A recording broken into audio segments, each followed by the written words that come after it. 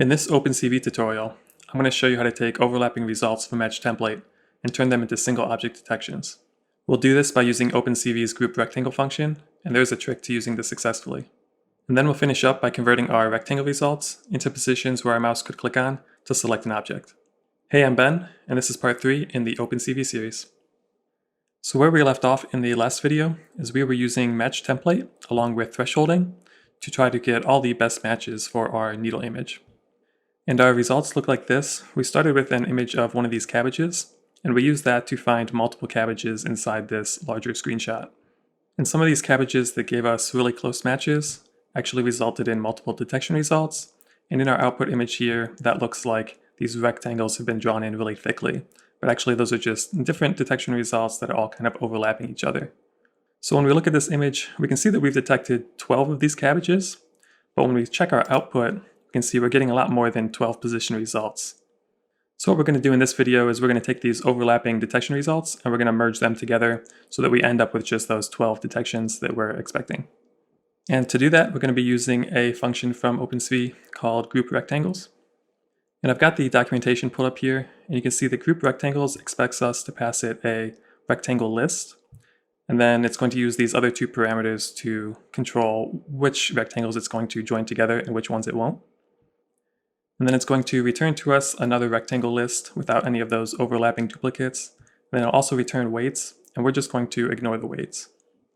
And if we look at our code, right now after we call matchTemplate and then we do our thresholding, we end up with a list of locations. And these are the top left corner of each of our location results. But groupRectangles expects a list of rectangles to be passed into it. So the first thing we need to do is to build that rectangle list from these location positions. Alright, so let's build this list.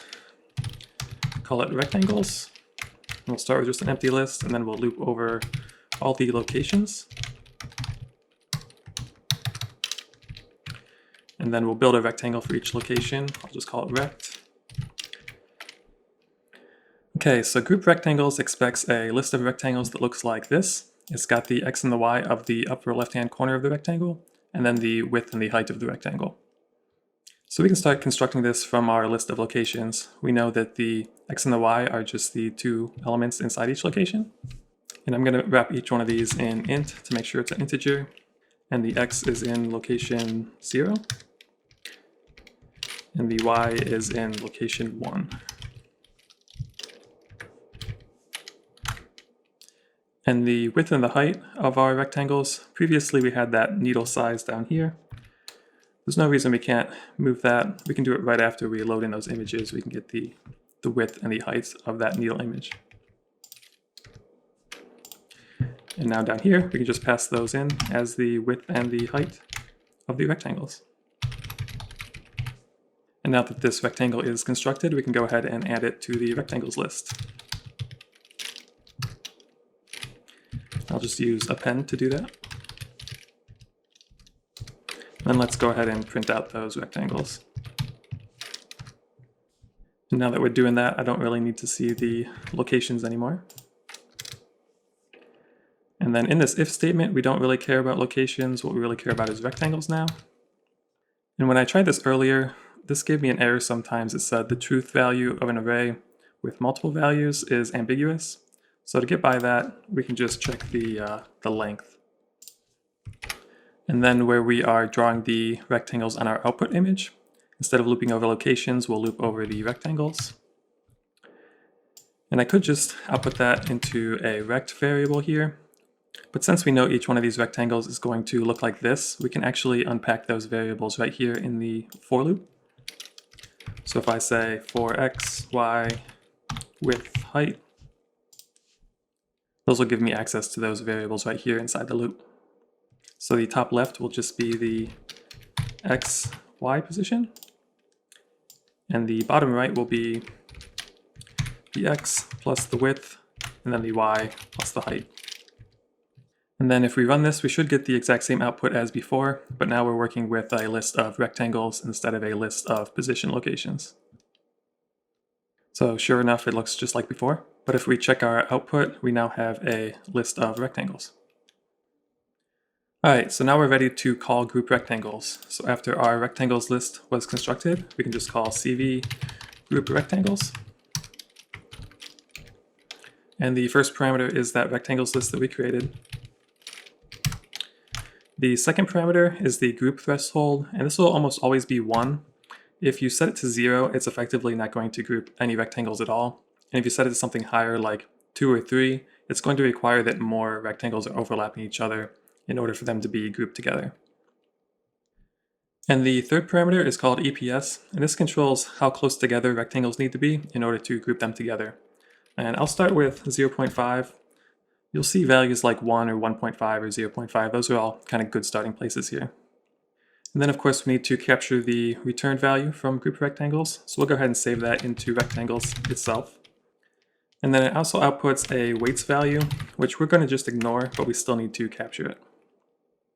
And we'll want to print out our rectangles after we group them. And now if we run this, this is the results we were expecting. We got these nice thin rectangles.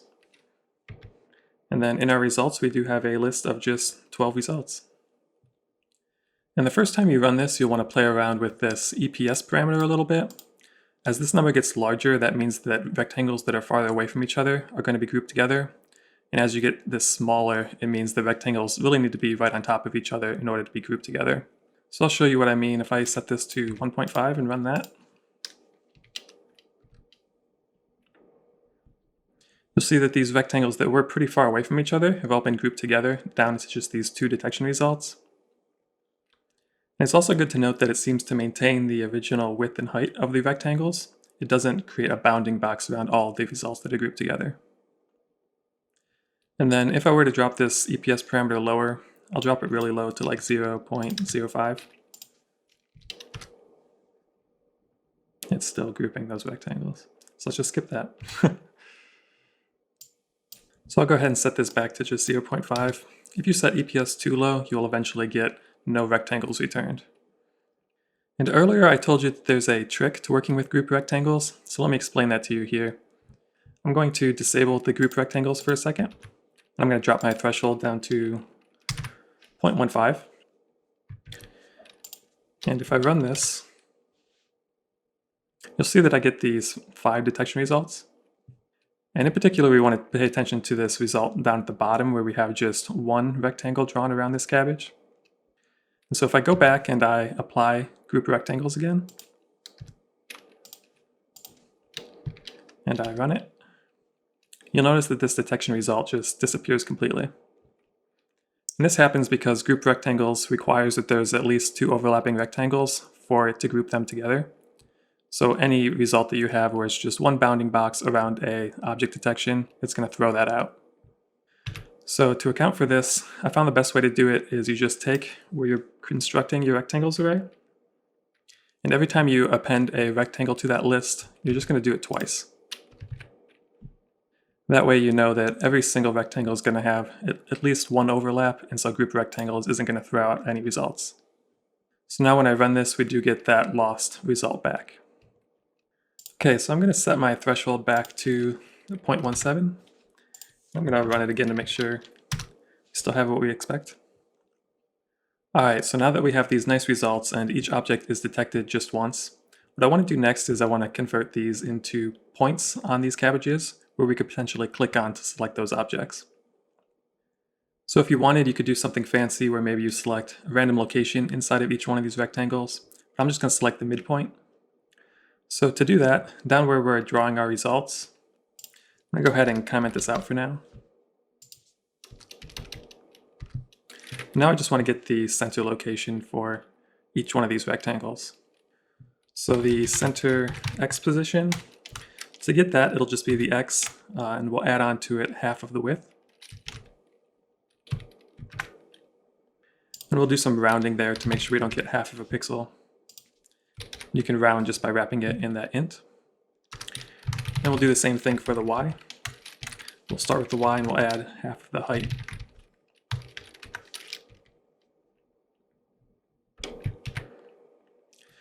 And then to draw these click points, instead of using the rectangle function, I'll use draw marker. I'll start with the haystack image again that we're drawing on top of. I'll pass it the center X and center Y positions that we calculated, and then I'll need to give it a marker color and a marker type. So up here where we set the line color and line type before for the rectangles we were drawing, I'll just go ahead and set a different color for the marker, and then we're going to use marker cross. So this will just draw like a plus sign right where we want to click on. So let's run this. And now we're seeing these pink crosshairs on each one of the objects that we detected. And of course, if we wanted to use these click points for some other purpose, it'd be great to click those into a list and return them. So what I want to do next is I want to take all of our code here and kind of wrap it in a nice function. Something where we can just give that function our needle and haystack images and maybe some other parameters that we might want to tweak, and then just have it return the center points for the objects we detected.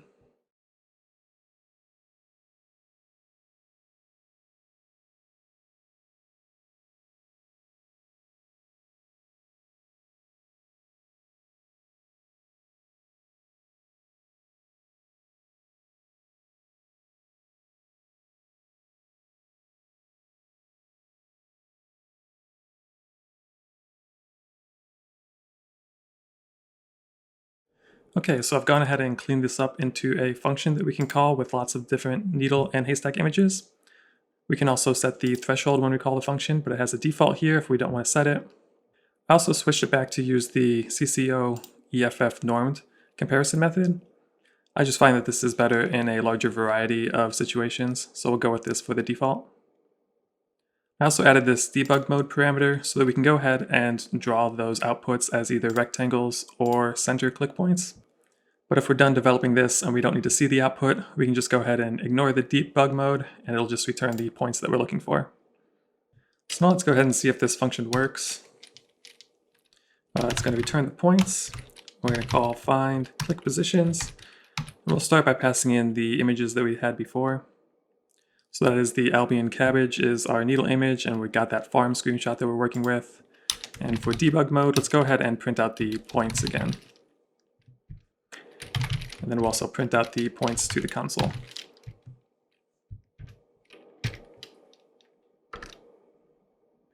So when we run this, it does work about the same as before. Of course, we changed our comparison method, so we only have 5 detection results here.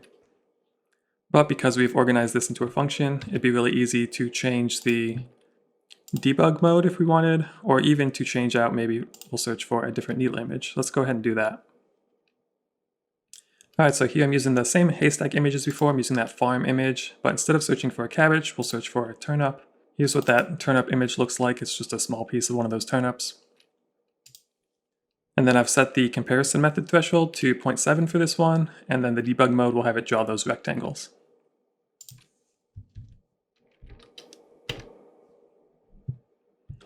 So when we run this, we can see that it found 3 of those turnips. That's pretty good, and it's drawing the rectangle output that we expected.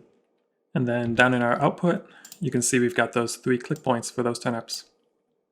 So far, we've been using OpenCV to detect objects in static images. And now we're ready to start applying the techniques we've learned in real time. But before we can do that, first we need a way to capture the screenshots for processing. In the next video, I'm going to show you how you can capture 60 frames per second from any windowed application, even if it's on a second monitor or hidden behind other windows. So if you want to learn how to do that, I'll see you in the next video.